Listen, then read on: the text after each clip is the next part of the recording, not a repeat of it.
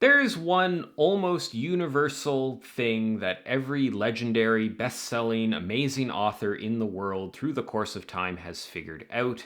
And if you want to rise to that level of greatness, then you too must master this important thing. Every great writer out there has found and uses a writing process that works for them, a method that lets them produce their best work, a way that they structure their creation which best fits them as an individual writer. Finding your best writing process is one of the critical steps that every writer must take to get the most out of their craft.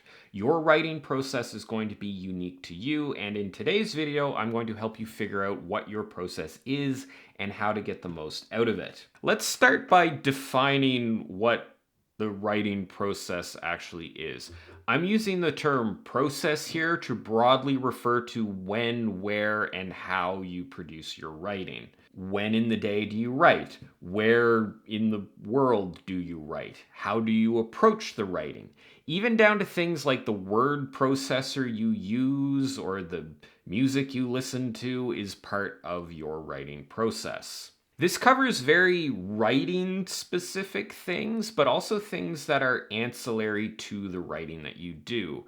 If you want to get really general with your terminology here, everything you do in your life arguably could be considered to contribute to your writing process in some way. And if you really want to progress as a writer, then big parts of your life will need to be shaped towards that end. There is a combination of these different factors, of these different variables that will yield the best possible outcomes for you as a writer. And this is something that every writer needs to work to discover. Process is a very personal thing, and trying to adhere to someone else's process or using a process that doesn't otherwise work for you is a bad idea. What works specifically for you is going to be very different from what works for other people. You'll know when you've found the right process, when your productivity goes up, when the quality of what you produce increases, and when your enjoyment out of the process increases. Happy writers finish projects. Happy writers make progress in their skills. Happy writers find a good process that works well for them. Now let's talk about the process of finding your writing process. I mentioned before that no one can determine what process works for you except for you, and trying to use someone else's process verbatim may not be ideal. That can be a good way to figure out what works, to kind of try different things, to try other people's methods and the way they approach their writing. But you should expect to modify and adapt these different elements to suit your needs. A big part of the process is when you get your writing done. Now, for most people, there are other commitments outside of your writing, like work, school, family, that probably shoehorn you into specific parts of the day where you will have time to write. Like maybe the ideal time for you to write is to spend 3 hours first thing in the morning, but because of work or school or whatever else, those 3 hours might not be available to you. Nevertheless, I think it's still important to try to find the time that works best for you, the time where you are most productive, both based on your energy cycle throughout the day and also the other commitments that you have. Try to get as much time as close to the ideal time to write as you can. Try to work things out in your schedule as much as possible to facilitate this writing time. If you have a really chaotic life and finding time to write is tricky, the first thing I would recommend you do is start being more intentional about how you plan your day. This is the real difference between people who are busy but not super productive and people who are super productive and not slaves to their time. You can plan what you fill your day up with, or you can just let whatever comes along take up your time. If you don't intentionally plan out your day, people, things will come in and suck up your time. Trust me.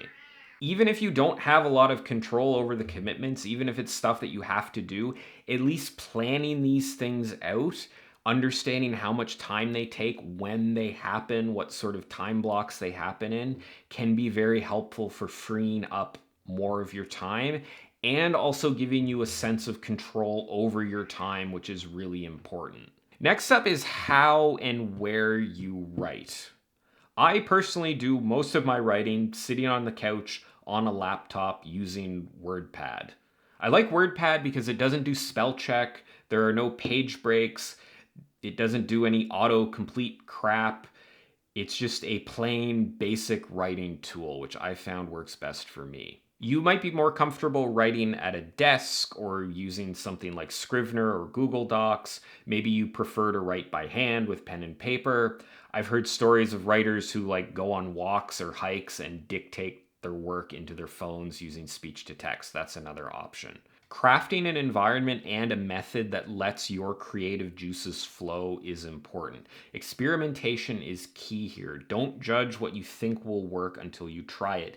Give anything that you're going to try an honest effort to see if it actually works. You might be surprised by what you find increases your productivity.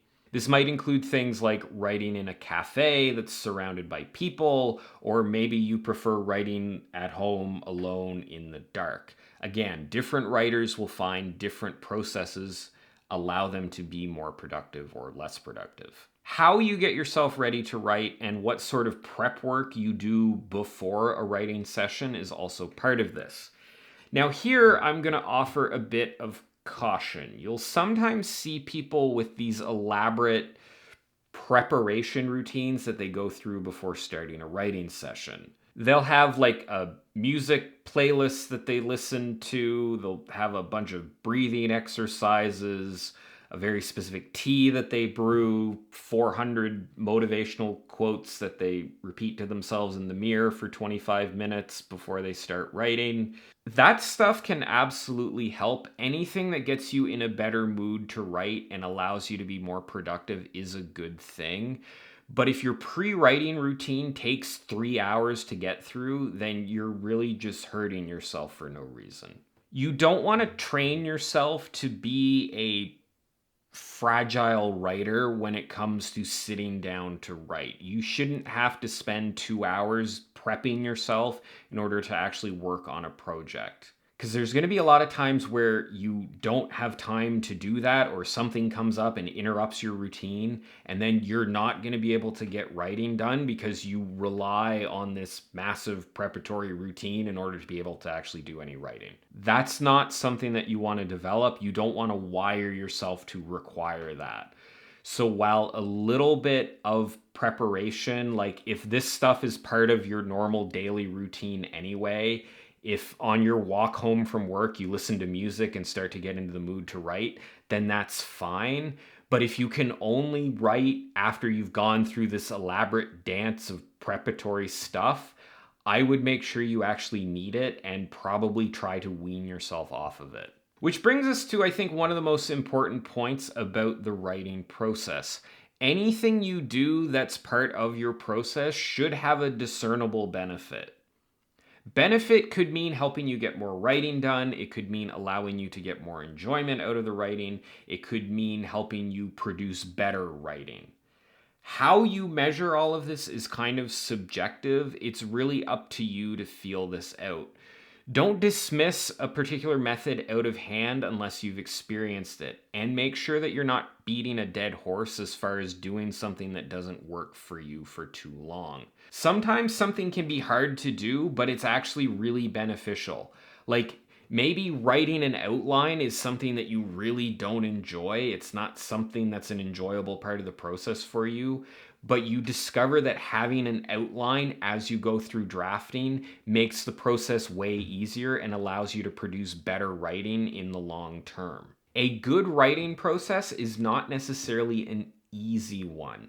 It is a productive and challenging one that encourages you to grow your skills.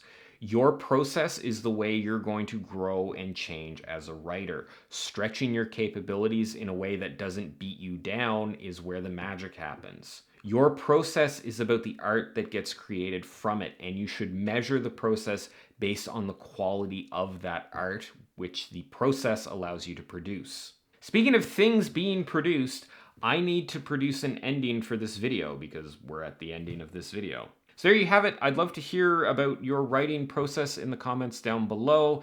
If you want to see more stuff like this, you can check out all my other writing advice related videos and subscribe to my channel. As always, thanks for watching, and I will see you next time.